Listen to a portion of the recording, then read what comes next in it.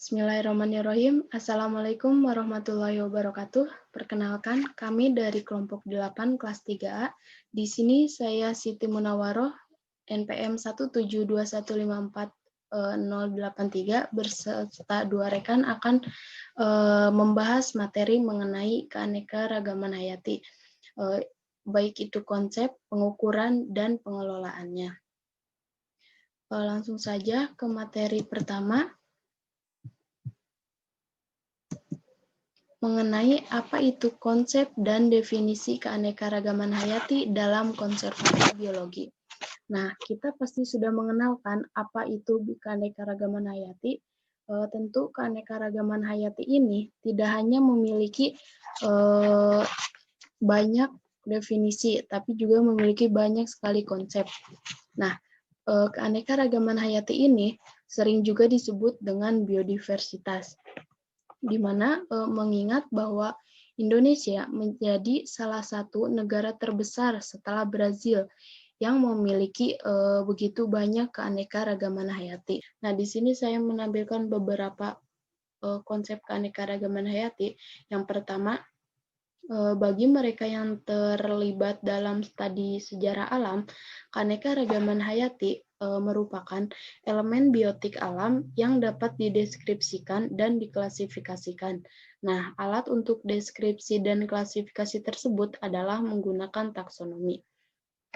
Kemudian yang kedua ada bagi para aktivis lingkungan, keanekaragaman hayati adalah kualitas sistem alam yang intrinsik dan bernilai yang harus dijaga demi kepentingannya sendiri, yang diekspresikan dengan menggunakan alat-alat etika lingkungan.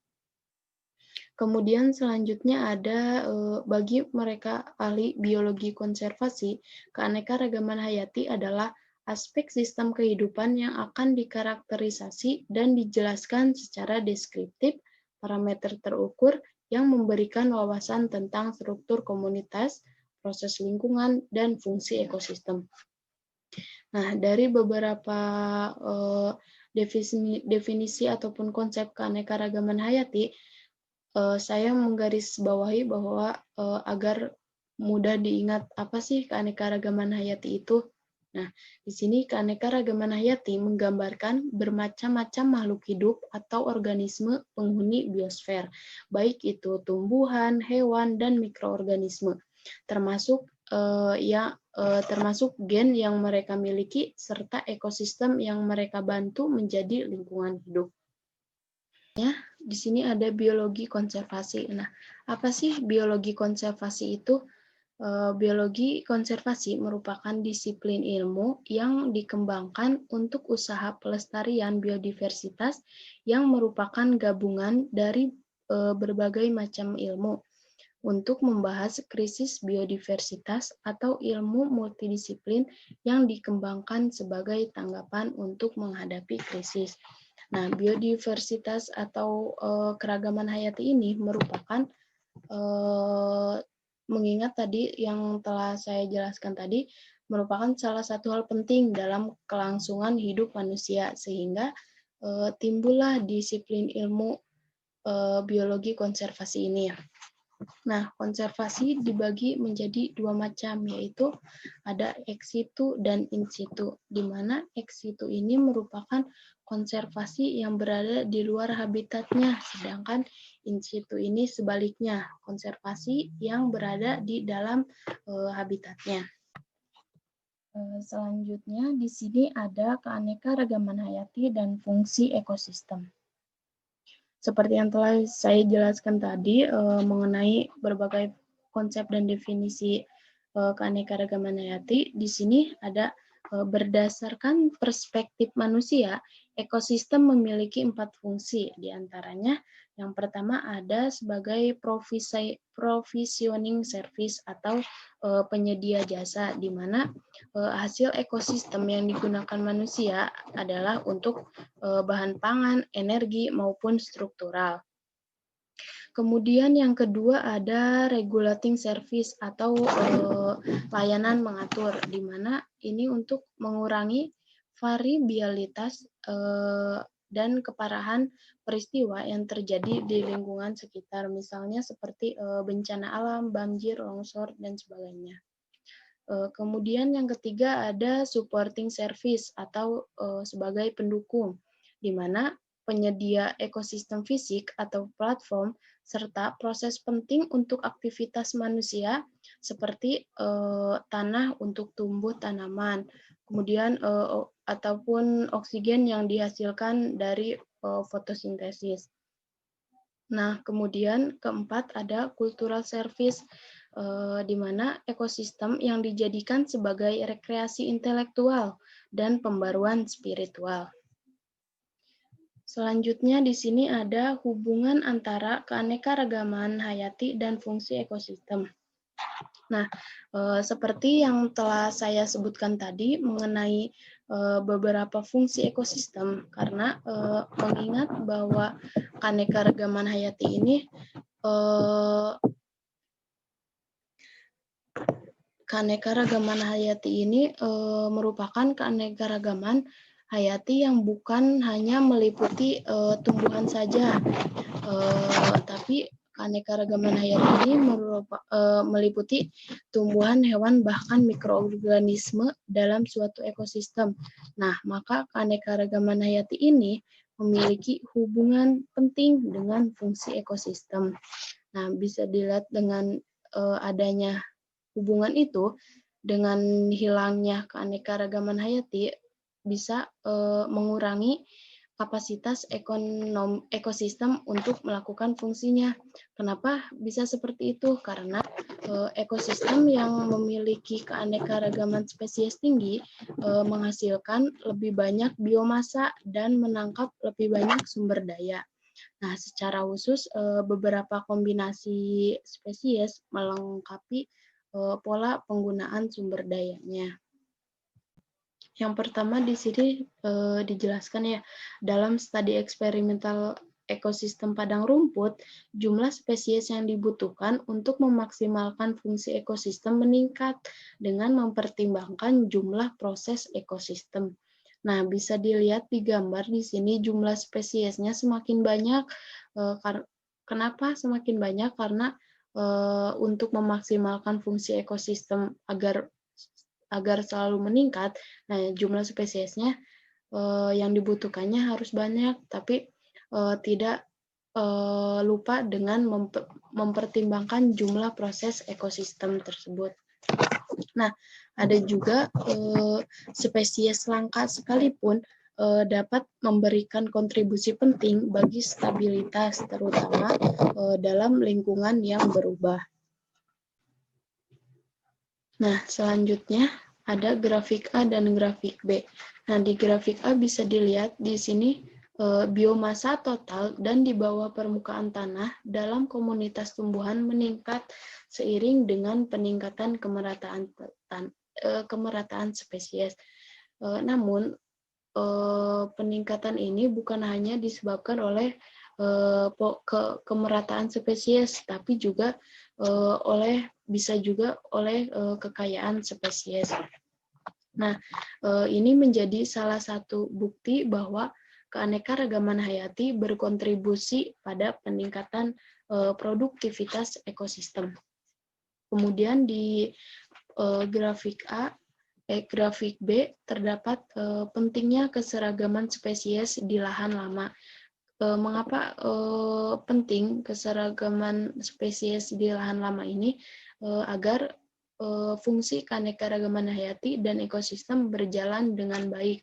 Ini menjadi salah satu contoh bahwa adanya hubungan antara keanekaragaman hayati dan fungsi ekosistem.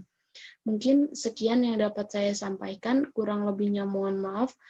Selanjutnya akan dipaparkan oleh penyaji kedua dan ketiga. Kepadanya saya persilahkan. Baik, di sini saya akan menyampaikan mengenai yang pertama keanekaragaman hayati di dunia saat ini. Dalam salah satu penilaian paling lengkap tentang efek konservasi keanekaragaman hayati dalam beberapa tahun terakhir, ada 174 ilmuwan konservasi meninjau status PT Brata Dunia menggunakan daftar merah IUCN. Nah, atau dikenal juga dengan Red Data List. Nah, Redatalis ini menetapkan standar daftar spesies dan upaya penilaian konservasinya. Redlist ini bertujuan memberikan informasi dan analisis mengenai status, tren, dan ancaman terhadap spesies untuk memberitahukan dan mempercepat tindakan dalam upaya konservasi keanekaragaman hayati. Daftar merah menggunakan 6 kategori untuk mendeskripsikan suatu spesies dari sedikit kekhawatiran hingga punah. Nah, anggota Komisi Kelangsungan Hidup Spesies IUCN ini dan rekan-rekannya ini menetapkan bahwa di semua kelompok vertebrata rata-rata indeks daftar merahnya itu spesies individunya itu menurun 0,49% dari tahun 1988 hingga 2008. Nah, yang selanjutnya yaitu tren indeks daftar merah atau trend in the red list trend in the red list index atau RLI. Di sini ada burung, mamalia, dan amfibi.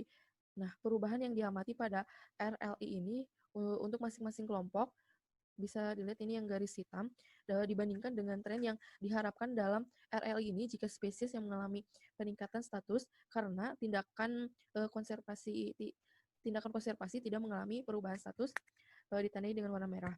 Nah, nilai RLI ini sekitar dari 1,0 bisa dikatakan dengan sedikit kekhawatiran sehingga sampai 0,0 yang dinyatakan dengan punah.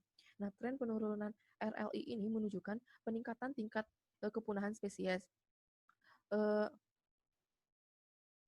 Yang selanjutnya yaitu penyebab hilangnya keanekaragaman hayati. Yang pertama, hilangnya habitat. Nah, daftar merah International Union for Conservation of Nature menunjukkan bahwa hilangnya habitat yang diakibatkan dari manajemen pertanian dan hutan yang tidak berkelanjutan yang menjadi penyebab terbesar dan hilangnya keanekaragaman hayati. Yang selanjutnya yaitu pencemaran tanah, udara, dan air. Maaf, itu typo ya. Zat pencemar atau polutan merupakan produk buangan yang dihasilkan dari aktivitas manusia. Nah, polutan ini mencemari air, udara, dan tanah. Polutan ini berbahaya bagi organisme, nitrogen, dan sulfur oksida yang dihasilkan dari kendaraan bermotor yang jika bereaksi dengan air maka berbentuk hujan asam yang merupakan hujan yang merusak ekosistem. Nah, yang selanjutnya itu perubahan iklim. Nah, sebagai penyebab dari perubahan iklim ini ialah pencemaran udara oleh gas karbon dioksida yang dapat menyebabkan efek rumah kaca. Yang selanjutnya itu eksploitasi tanaman dan hewan secara berlebihan ini biasanya untuk komoditas yang nilai ekonominya itu tinggi seperti kayu hutan untuk bahan bangunan dan ikan tuna sirip kuning yang harganya itu sangat fantastis dan banyak diminati, namun hal ini itu mengakibatkan efek negatif bagi kepunahan spesies, apalagi tidak diimbangi dengan usaha pengembangbiakannya. Nah, yang selanjutnya itu adanya spesies pendatang. Nah, masuknya spesies dari luar ke suatu daerah seringkali mendesak spesies lokal yang sebenarnya merupakan spesies penting dan langka yang terdapat di daerah tersebut. Yang selanjutnya yaitu fragmentasi atau pemecahan. Nah, fragmentasi habitat terjadi akibat pembukaan lahan untuk berbagai keperluan manusia sebagai akibat populasi hewan atau tumbuhan terpecah menjadi kelompok-kelompok kecil yang telah rentan terhadap gangguan. Dalam populasi yang kecil, kemungkinan tidak terdapat cukup organisme dalam usia produktif. Yang selanjutnya yaitu penilaian dengan pengukuran keanekaragaman hayati. Kekayaan spesies dan keragaman alfa, keragaman beta. Nah, keanekaragaman alfa ini mengukur keragaman spesies dalam suatu komunitas. Nah, sedangkan keanekaragaman beta ini mengukur keanekaragaman spesies di antara komunitas. Dengan demikian, keanekaragaman beta ini memberikan ukuran keanekaragaman wilayah atau keanekaragaman regional. Nah, keanekaragaman beta ini terkadang disebut kekayaan beta yang mengukur laju perubahan komposisi spesies dalam komunitas di seluruh landscape. Nah, salah satu ukuran kemerataan yang banyak digunakan dan keanekaragaman komunitas adalah indeks Shannon yang menghitung keanekaragaman sebagai bisa dilihat ya, Pi ini adalah proporsi dari kelimpahan komunitas total yang diwakili oleh spesies ke I, dan in dalam kurung P ini adalah log natural dari PI. Nah, indeks keanekaragaman seperti indeks Shannon ini memasukkan ukuran kuantitatif kelimpahan spesies dalam kaitannya dengan kelimpahan total semua spesies. Dengan demikian, nilai indeks Shannon ini meningkat seiring dengan bertambahnya jumlah spesies dan semakin sama kelimpahannya. Yang selanjutnya yaitu Fourier mengekspresikan keragaman beta secara matematis sebagai S per A dikurang 1.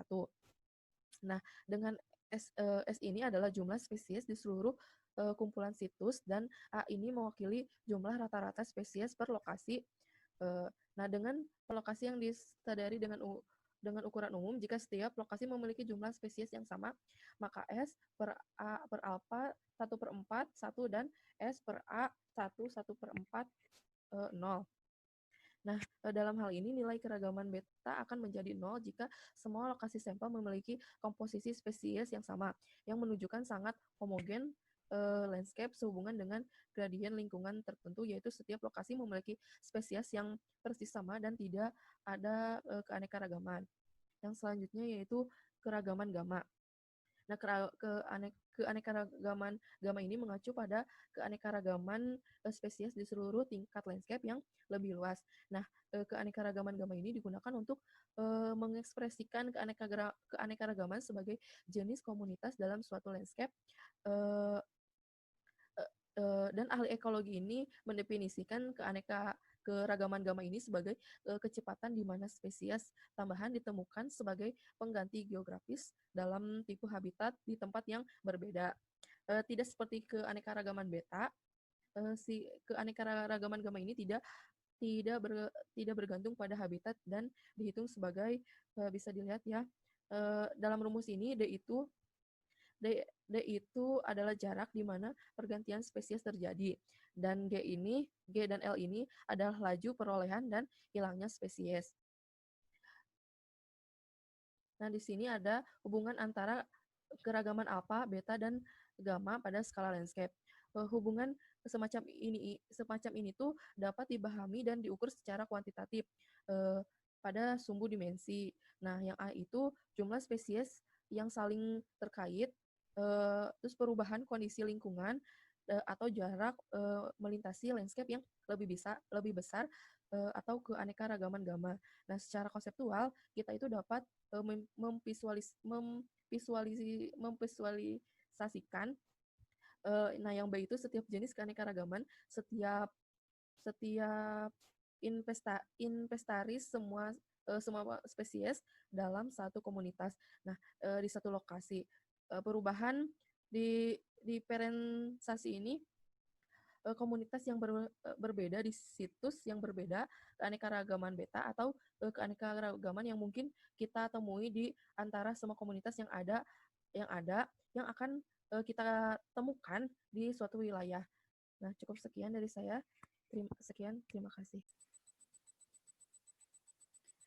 Baik, di sini saya akan melanjutkan mengenai pembahasan pola distribusi keanekaragaman hayati global. Nah, pada keanekaragaman hayati, distribusi spesies ini berhubungan dengan garis lintang. Misalnya, pada daerah tropik yang memiliki lintang rendah, umumnya memiliki keanekaragaman yang lebih tinggi daripada di daerah sedang yang memiliki lintang tinggi. Nah, semua vertebrata serta tumbuhan menunjukkan peningkatan yang nyata dalam jumlah spesies saat seseorang berpindah dari garis lintang beriklim sedang menuju ke tropis. Nah,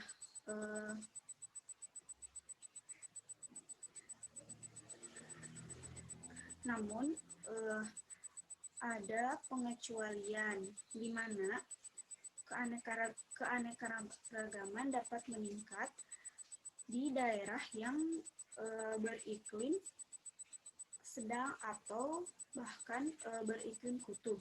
Nah, kelompok ini menunjukkan pola di antara seperti burung laut, semut, organisme bentuk laut, dan sebagainya. Bisa dilihat pada gambar terdapat pola garis lintang kekayaan spesies dari daerah tropis sampai ke daerah beriklim sedang.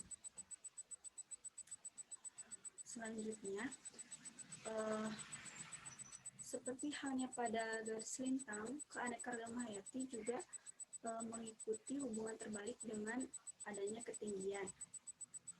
Nah, contohnya pada tumbuhan, keanekaragamannya cenderung paling tinggi pada lintang rendah sampai menengah, dan yang paling rendah pada lintangnya dan memiliki ketinggian yang tinggi.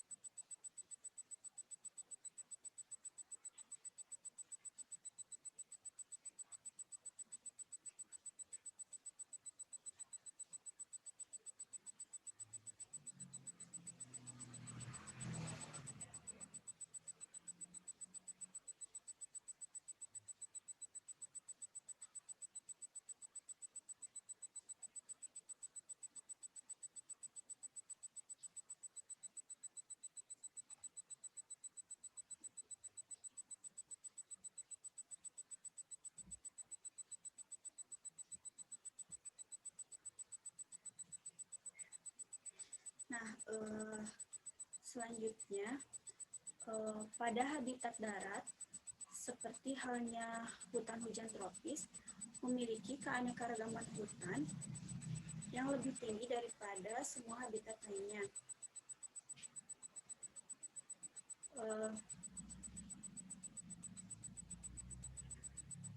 Para peneliti telah menemukan hingga 300 spesies pohon berbeda di petak studi di Peru. Nah, selanjutnya pada lingkungan laut, keanekaragaman tertinggi terdapat pada habitat terumbu karang. Nah, zona pesisir dan muara ekosistem laut tropis dibandingkan dengan ekosistem laut yang beriklim sedang.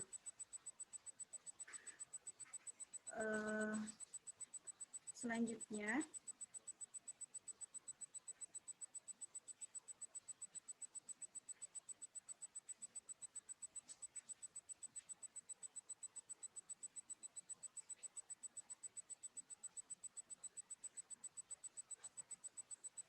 kemudian ada beberapa metode untuk memprioritaskan, melestarikan, dan mengelola keanekaragaman hayati.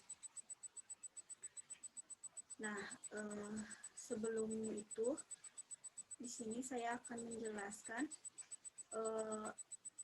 konservasi spesies. Nah, konservasi spesies ini merupakan suatu upaya pelestarian dalam satu spesies tertentu, baik yang dilaksanakan di dalam habitat alami atau bisa disebut juga konservasi in situ, maupun di luar habitat yang biasa disebut dengan konservasi ex situ. Nah, konservasi in situ ini dilaksanakan di habitat alami, sedangkan konservasi ex situ misalnya dilaksanakan di berbagai kebun binatang, taman safari, kebun raya, lembaga-lembaga penangkaran, dan animal rescue. Nah, selanjutnya upaya konservasi dimulai dengan undang-undang yang dimaksudkan untuk mencegah pemanenan berlebih spesies dan membatasi adanya perdagangan produk satwa liar. Jadi untuk melestarikan dan mengelola keanekaragaman hayati itu perlu adanya undang-undang yang dapat mengatur berbagai keanekaragaman hayati agar mencegah pemanenan berlebih maupun adanya perdagangan produk satwa liar. Jadi harus benar-benar harus adanya undang-undang tersebut. Nah,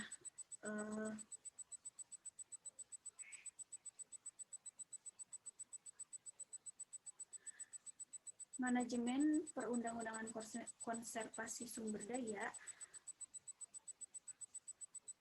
pada konservasi global dan informasi ilmiah, meskipun tidak selalu sempurna, dapat membantu menemukan dan menentukan spesies mana yang membutuhkan perlindungan khusus. Nah,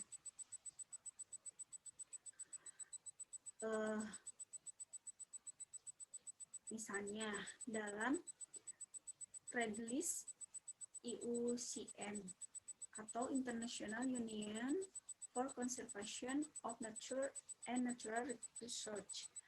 Nah,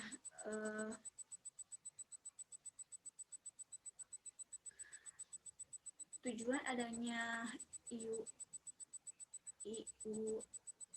ini untuk spesies yang masih tersisa, perlindungan dimulai dengan mengidentifikasi di mana spesies yang mulai terancam. Ibu menentukan tindakan apa yang harus diambil untuk memastikan kelangsungan hidup mereka dan menemukan orang-orang dengan kemauan, pengaruh, sumber daya, dan otoritas untuk melaksanakan rencana tersebut. Nah,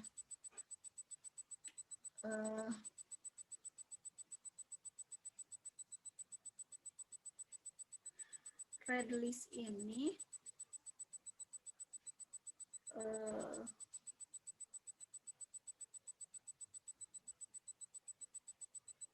sebagai salah satu upaya perlindungan terhadap keanekaragaman hayati.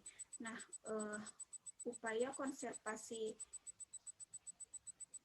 secara historis ini dimulai dengan undang-undang yang bertujuan untuk seperti yang telah dijelaskan sebelumnya, untuk mencegah adanya pemanenan berlebih pada spesies atau perburuan dan membatasi adanya perdagangan satwa liar. Nah,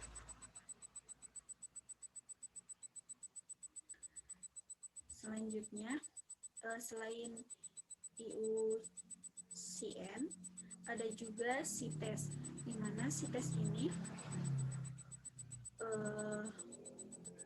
mengatur perdagangan internasional produk tumbuhan dan satwa liar yang bertujuan untuk melarang perdagangan spesies yang terancam punah. Jadi CITES ini undang-undang yang mengatur perdagangan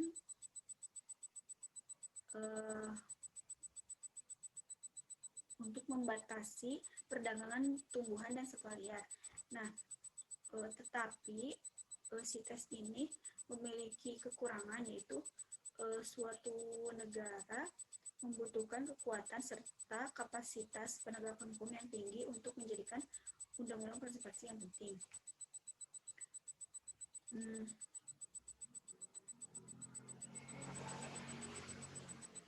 CITES ini atau konvensi perdagangan internasional spesies flora dan fauna langka yang terancam punah.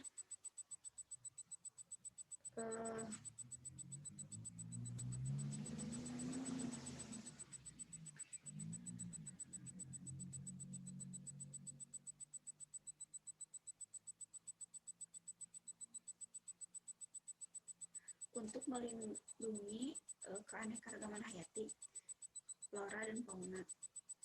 Nah, selanjutnya untuk melestarikan keanekaragaman hayati juga diperlukan adanya yang dinamakan kawasan lindung. Nah,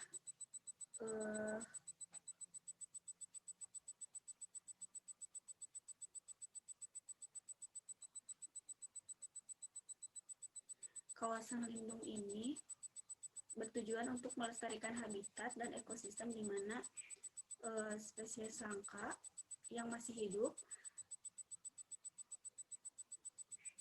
agar dapat terlindungi.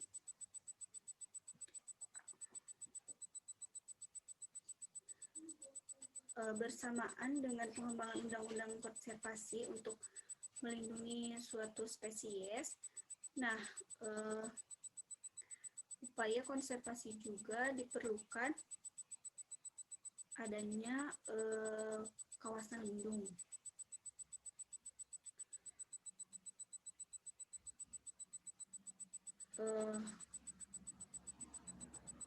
Misalnya pada kawasan lindung untuk menyelamatkan spesies dari perburuan pasar yang terjadi di Taman Nasional Amerika Serikat yang pertama, di mana terdapat populasi bison yang tersisa akibat dihancurkan oleh para pemburu. Nah, maka untuk mencegah hal tersebut terjadi, maka diperlukan adanya kawasan lindung. Nah,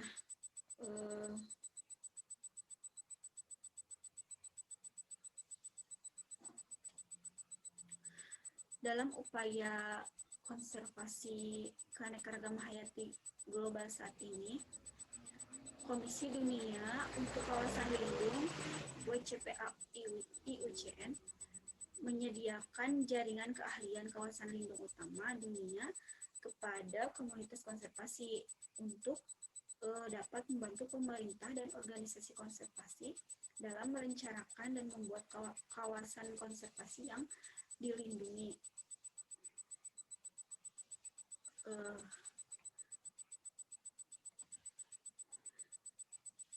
Nah, WCPA ini telah berkontribusi pada identifikasi dan metode perlindungan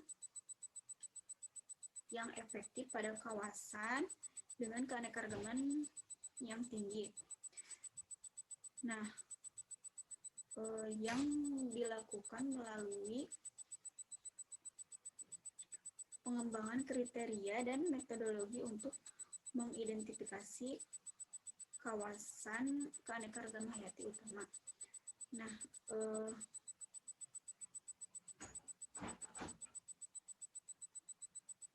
selanjutnya dengan metode konservasi lanskap. Nah, konservasi lanskap ini upaya konservasi tingkat lanskap yang berfokus pada lanskap integritas dan konektivitas pada tanah milik pribadi, misalnya pada daerah perkotaan, daerah pertanian, yang mempertimbangkan ketergantungan manusia pada sumber daya.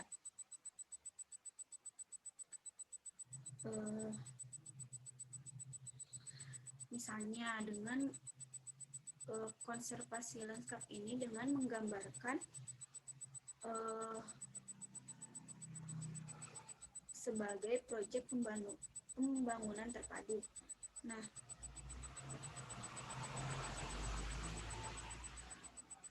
hasil dari konservasi lanskap ini hasil konservasi tingkat lanskap dan terintegrasi upaya pembangunan telah beragam, tetapi banyak yang sudah menunjukkan keunggulan yang nyata dibandingkan dengan konservasi top-down, strategi yang diberlakukan untuk pemerintah nasional di India. Nah,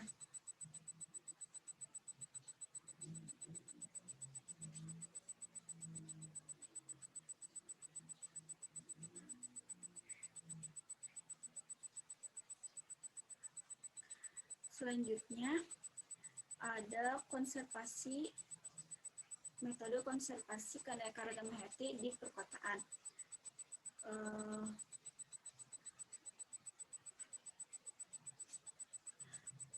Di perkotaan, dengan adanya pengaturan perkotaan dapat menciptakan dan mengurangi keanekaragaman hayati dibandingkan dengan daerah pedesaan ataupun di alam liar.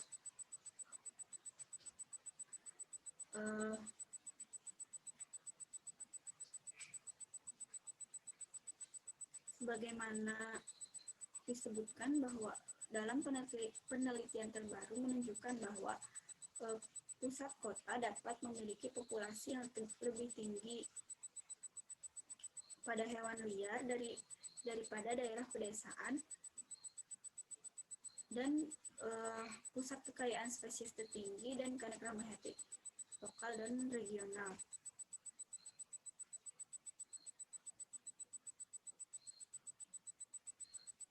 Misalnya pada populasi burung, keanekaragaman burung di perkotaan mengalami penurunan karena komunitasnya didominasi oleh sejumlah kecil spesies burung inasif yang lebih efisien menggunakan sumber daya yang tersedia dan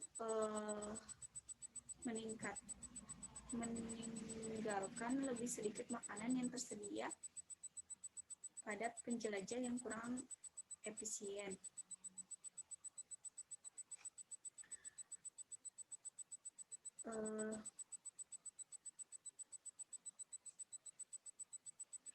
Jadi, konservasi keanekaragaman hayati di perkotaan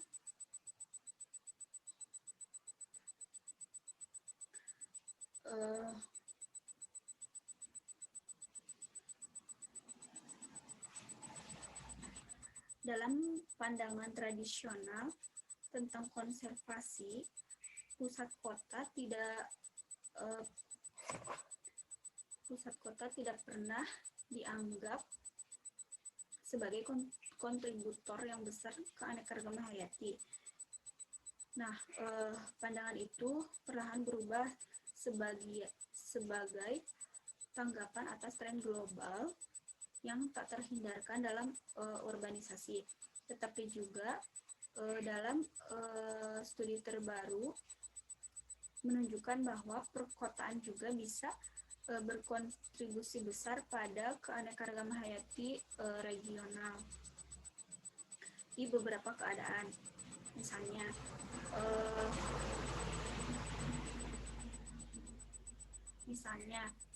pada penelitian keanekaragaman hayati regional pada penelitian terbaru memiliki pusat kota dapat memiliki populasi yang lebih tinggi pada hewan liar, seperti yang tadi telah disebutkan, daripada di pedesaan. Mungkin sekian pemaparan dari kelompok kami. Kurang lebihnya mohon maaf. Wassalamualaikum warahmatullahi wabarakatuh.